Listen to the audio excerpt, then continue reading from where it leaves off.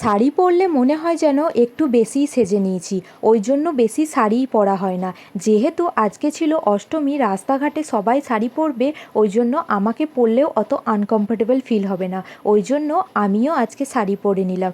দেখো আমরা তিনজনা রেডি হয়ে পুরো বেরিয়ে গেছি। এটা ছিল কেশবগঞ্জটি।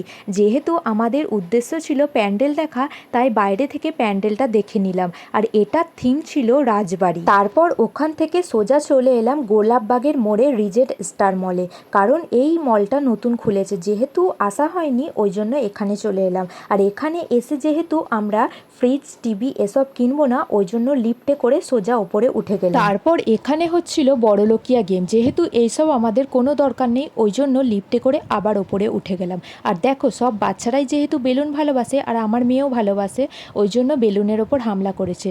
আর দেখো লিফটে ওঠার সময় আমি ভিডিও করছিলাম অনেক ভয়ে ভয়ে, কারণ এখানে অনেক লোকজন ছিল, যদি পড়ে যায় পুরো প্রেস্টিজ চলে যাবে। আর আমার মেয়ে এই এসকেলেটারে উঠানামা করতে অনেক পছন্দ করছিল, ওই জন্য ও কিছুতেই ওপরে থাকতে দিল না, আবার পাপাকে বলল নিচে নামতে, ওই জন্য ওপরে বেশি না থেকে আবার সোজা নিচে নেমে গেলাম। তারপর ওখান থেকে বেরিয়ে আমরা সোজা ওভারব্রিজের ওপর উঠে গেলাম।